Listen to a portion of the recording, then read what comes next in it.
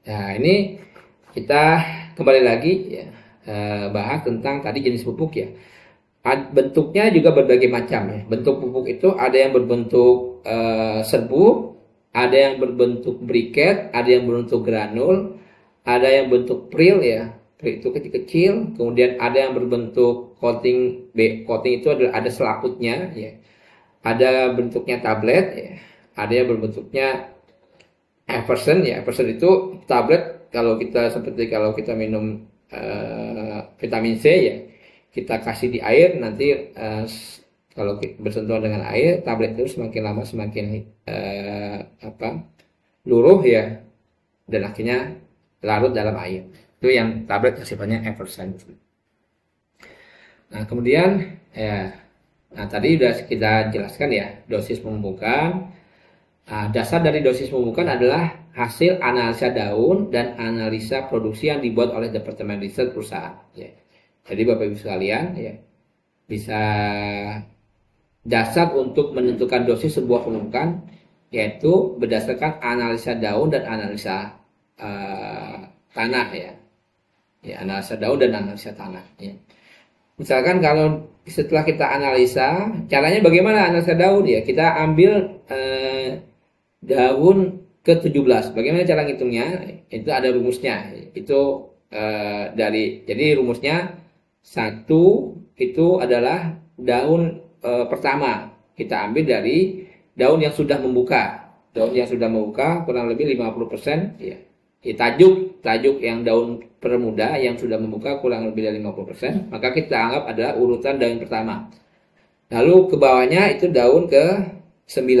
Ke bawahnya lagi adalah daun ke-17 ya. Itu urutannya ya. Urutannya yang kita mengambil daun ke-17. Nah, dari daun ke-17 itu nanti kita ambil sampel ya.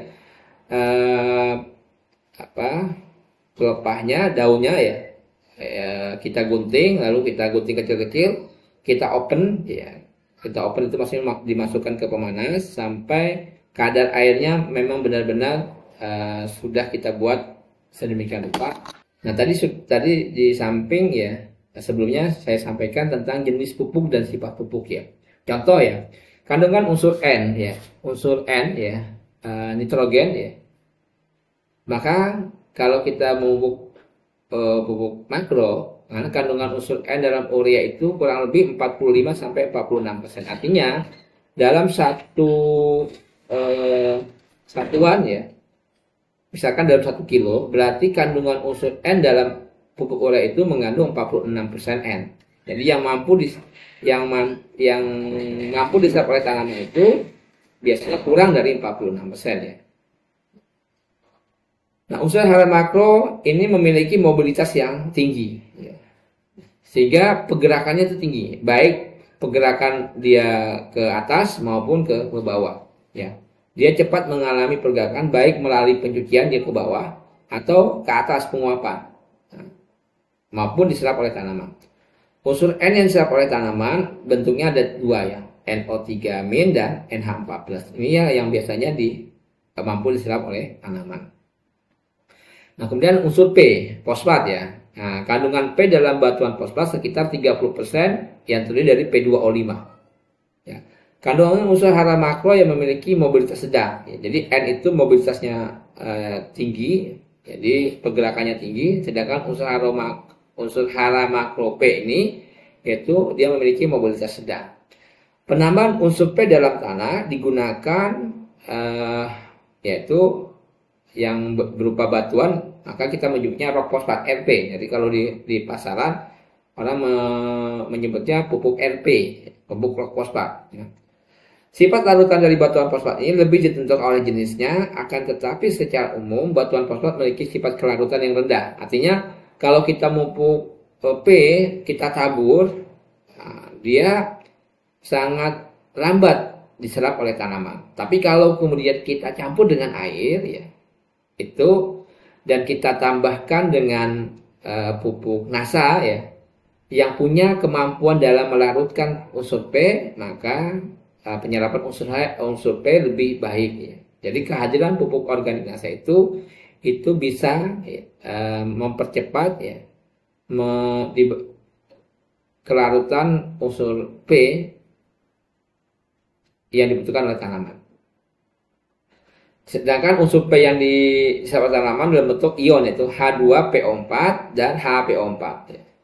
Nah, Bapak Ibu sekalian, yang membedakan keunggulan dari pupuk NASA adalah pupuk yang kita berikan ke dalam tanah, yang dibutuhkan tanaman itu sudah berbentuk ion, sehingga sudah mampu langsung diserap oleh tanaman. Tapi kalau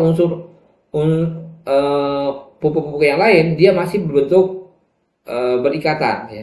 Jadi belum berbentuk ion, sehingga perlu ada proses lebih lanjut. Ya.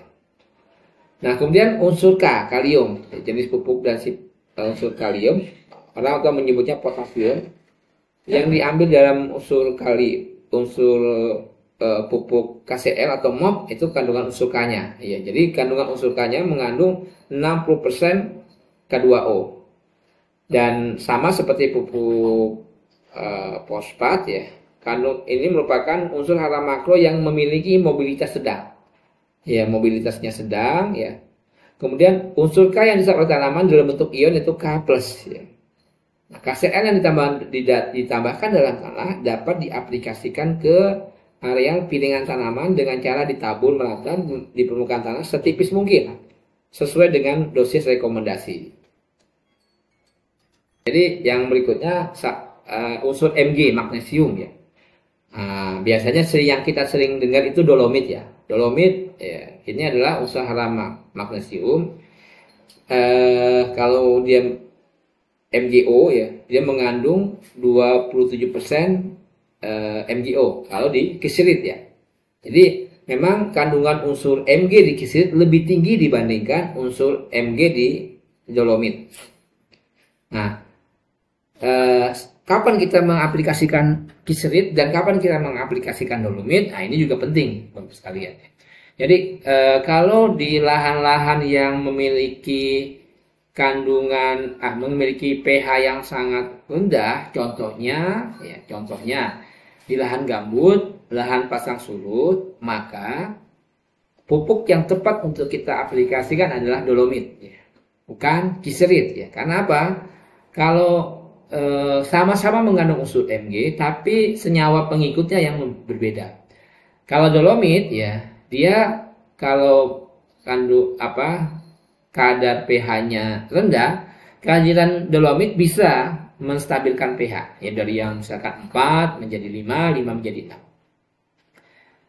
Jadi ada dua hal yang kita pahami, bahwa dolomit di samping memberikan tambahan unsur Mg kepada tanah yang kemudian diserap oleh tanaman, dolomit juga memiliki kemampuan meningkatkan pH tanah yang pH-nya yang tadinya 4 menjadi 5. Itulah kemampuan dolomit. Nah, sedangkan kisilit Bapak Ibu sekalian, dia mengandung Mg ya, lebih tinggi dibandingkan dolomit. Tapi kisilit itu ada senyawa pembawanya, ada sulfur di situ. Nah, kalau ada sulfur, maka yang lebih tepat untuk kita aplikasikan adalah di daerah-daerah yang kandungan pH-nya sudah bagus ya. Di tanah-tanah mineral itu bagus menggunakan kisilit. Karena apa?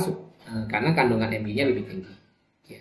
Apalagi di lahan-lahan yang produksinya sudah tinggi, maka kehadiran Mg penting. Tapi kalau kita berikan kisilit di daerah lahan gambut, pasang surut, maka dampak positifnya itu lebih rendah dibandingkan dampak negatifnya.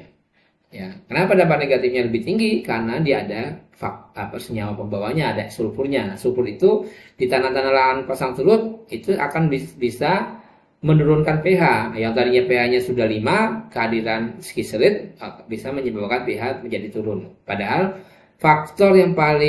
salah satu faktor ya kemampuan tanaman dalam menyerap unsur hara adalah baiknya pH. Ya. pH-nya sekitar 5,5 sampai 6,5 adalah pH optimal. Oke Bapak sekalian, unsur Mg bukan unsur hara makro yang penting bagi tanaman ya. Nah, dia dibentuk dalam Mg2+ ya. Kekurangan unsur Mg di dalam tanah dapat ditambahkan dolomit atau kisilit ya. Dolomit memiliki sifat kelarutan yang rendah. Sehingga teknis dalam pemupukan ya sebaiknya lebih bagus ya kalau misalkan air lebih ada air di situ bagus ya, dengan cara dicampur dengan air lebih bagus ya.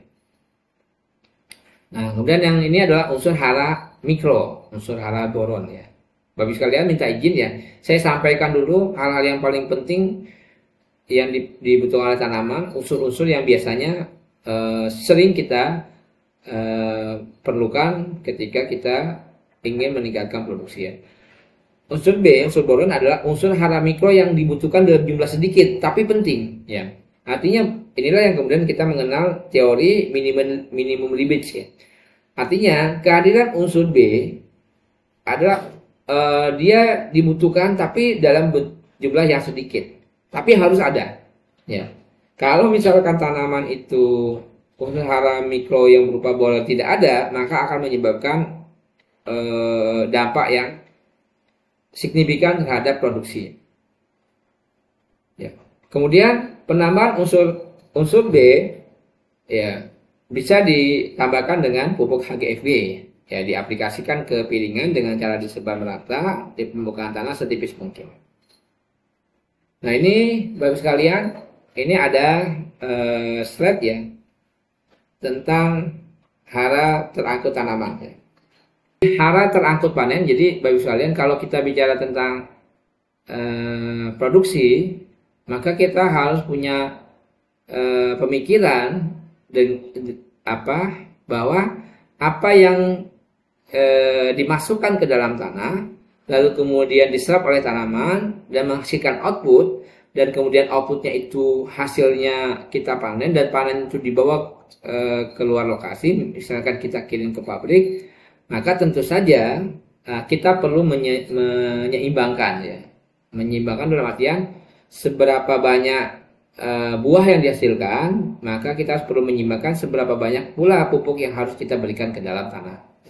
Jangan sampai tanaman sudah menolong dalam artian sudah memberikan buahnya yang terbaik kepada kita, tapi kita lupa bahwa tanaman juga membutuhkan pupuk selanjutnya. Artinya yang namanya pupuk itu harus dilakukan secara berkelanjutan. Jangan sampai kita memforsir tanaman, meminta tanaman itu menghasilkan buah kepada kita, tetapi kita lupa untuk memupuk tanaman sesuai dengan yang dibutuhkan oleh tanaman. Contoh misalkan tanaman kelapa sawit contoh ya.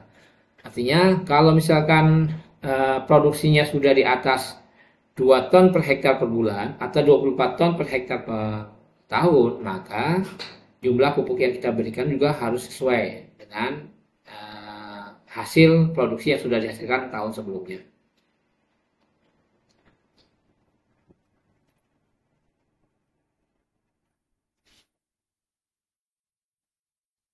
Oke, lanjut ya. Nah, sekarang kita bicara tentang tadi penyimpanan pupuk seperti yang sudah saya sampaikan sebelumnya. Ini dilihat ya, ada gambar di sini ya, ada penyimpanan pupuk ya. Kalau pupuknya bagus penyimpanannya, inilah cara penyimpanan pupuk yang benar ya, dengan cara disusun ke bawah ya, disusun dengan prinsip FIFO, first in first out ya. Pertama kali masuk ke dalam gudang, maka pertama kali yang harus dikeluarkan ya. Sehingga kita harus bisa memperkirakan berdasarkan susunan pupuknya, di bagian mana pupuk itu akan kita aplikasikan, udah kita tentukan, di bagian ini besok akan kita pupuk, kebutuhannya adalah 5 ton, maka kita susun, sudah kita persiapkan ya, bahwa first in first out ya. Jangan sampai ada pupuk yang sudah menumpuk berbulan-bulan bahkan sampai bertahun-tahun yang tidak pernah diaplikasikan karena salahnya dalam penyimpanan pemupukan.